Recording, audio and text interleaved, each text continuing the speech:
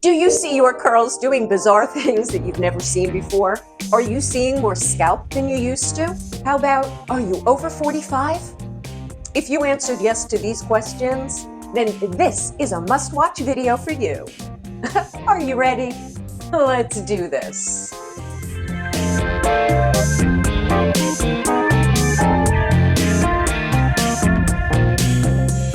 Hello, my curlies. Erica here from Coils and Curls. Welcome back to another Frizz-Free Friday.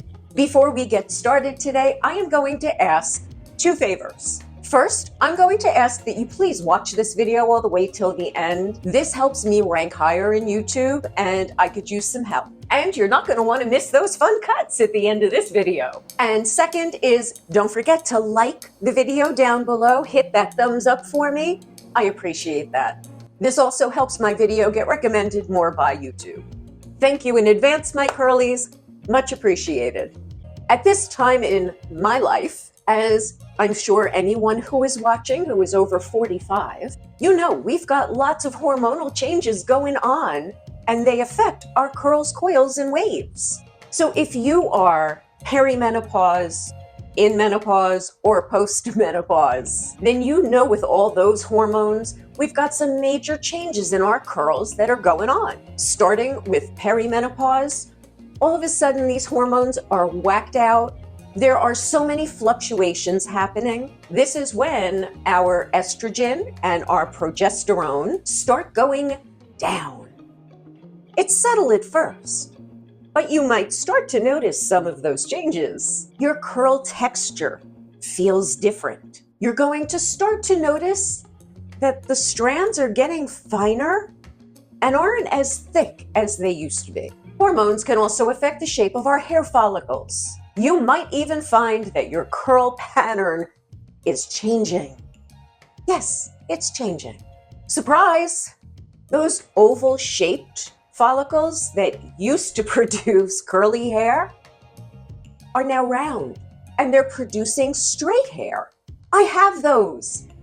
I don't know if you remember in past videos, I've shown them to you.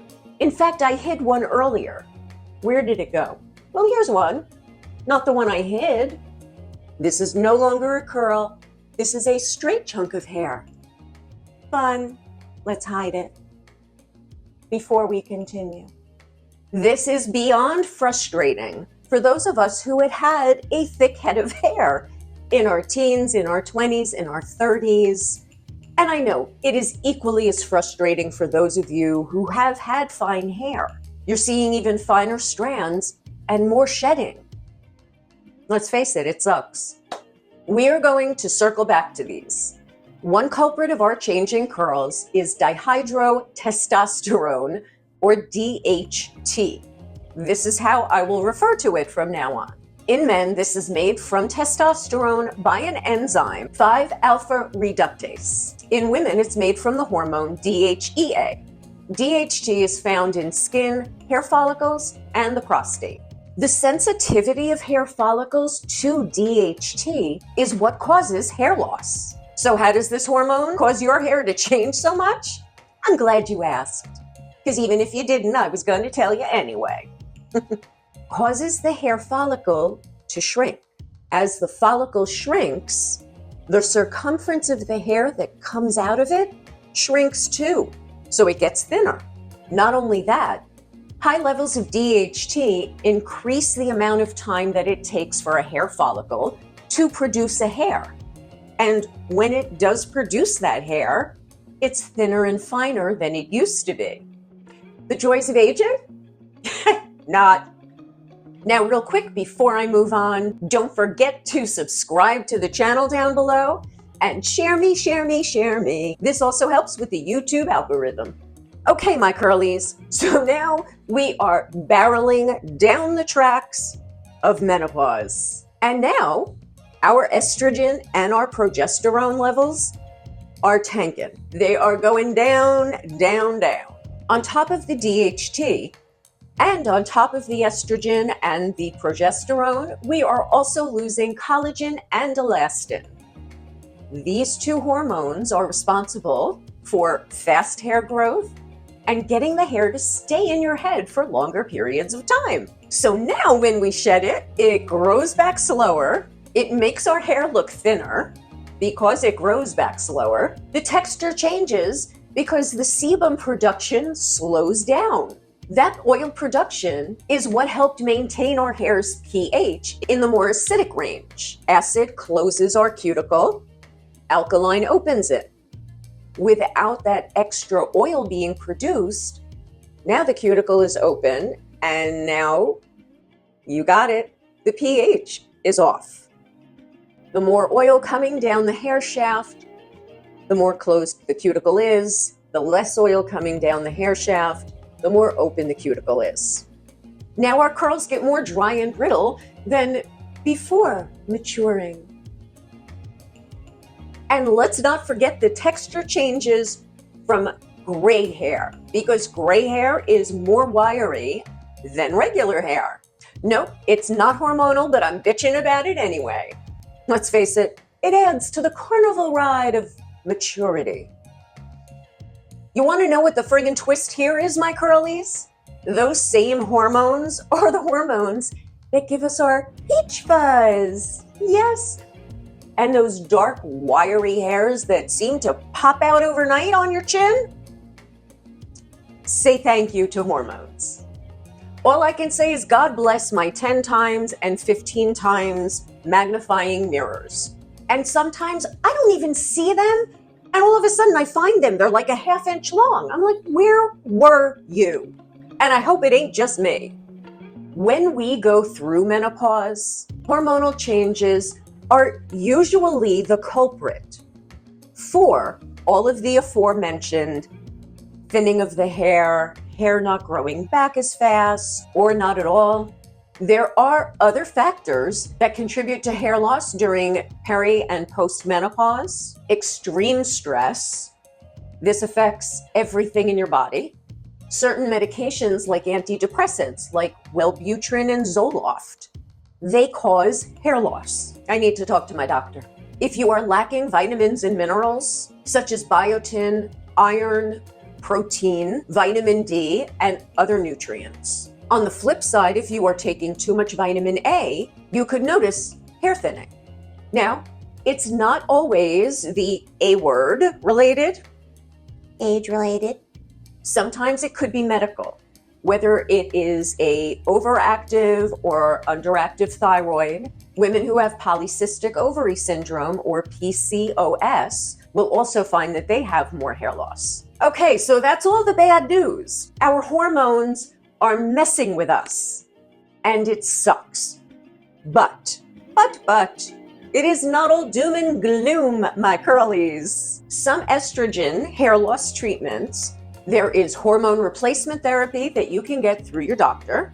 Or if you are into more natural ways of triggering your body to produce what needs to be produced, you can eat things like soybeans, flax seeds, and sesame seeds. These all help trigger your body in producing more of these hormones. Some of the vitamins and minerals you could also try taking are B vitamins, which we know are good for hair growth, vitamin D, and boron.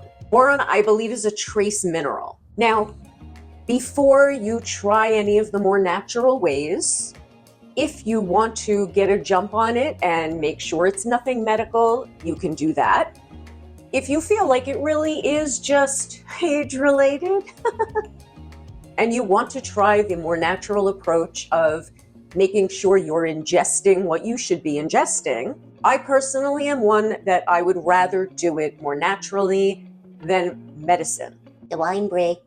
Cheers. Before we move on to the DHT treatments, I hope you all have checked out my website, www.curldresser.com. I've got some blogs on there. I have client photos, as well as all of my affiliate links. And I also have the information on how to book a video consultation with moi. Now on to DHT hair loss treatments. There are medications that doctors can prescribe that help to either block or inhibit the DHT in your body. Of course, there are always natural ways to do everything. Some natural ways of blocking or inhibiting DHT from our bodies is you could try biotin, you could try pumpkin seeds or the cold pressed pumpkin seed oil. There's green tea, there's turmeric, there's soy protein, there's coconut oil, which you can either ingest or topically apply. Foods that are rich in lycopene, like carrots, watermelon, pink grapefruits, tomatoes, and guava.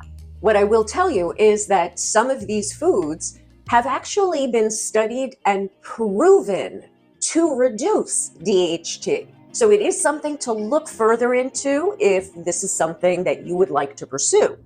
Full disclosure to my curlies, I started Nutrafol 1 month ago now. I started to take Women's Balance as well as the Stress Adaptogen. The Women's Balance contains saw palmetto as well as maca, and these are also supposed to help to reduce DHT in the body. Now, of course, as our body changes, we have to change what we do to our hair. As if curly hair isn't confusing enough, now we need to start adjusting our curl care to handle all of these changes. So we keep going for those hydrating shampoos and conditioners. We make sure that we use leave-in conditioners to help seal the cuticle, especially since we no longer have that excess sebum production to help close that cuticle for us. We also want to make sure that our styling products are hydrating and that they have ingredients in them to help seal the hair shaft. This way, we don't lose the moisture, we don't lose the hydration, and then we won't frizz as easily. As we progress, we also need to make sure that we are doing those deep conditioning treatments. Not necessarily the protein, but the hydration, the moisture. That's what we need to feed our hair. Well, my curlies, that is it for the information I have for you today. If you knew all of this, then you're better than most. If you didn't know all of this, I'm glad you stuck around to learn some of it. If you are new to my channel, I hope you subscribe down below. Also, hit that thumbs up. I will have all of the products I used on my hair today down in the descriptions below. It was a hodgepodge of quite a few things. Yeah, I know. I never recommend that, but I did it. Sue me. Until our next video, my curlies. Ciao for now. Do you see your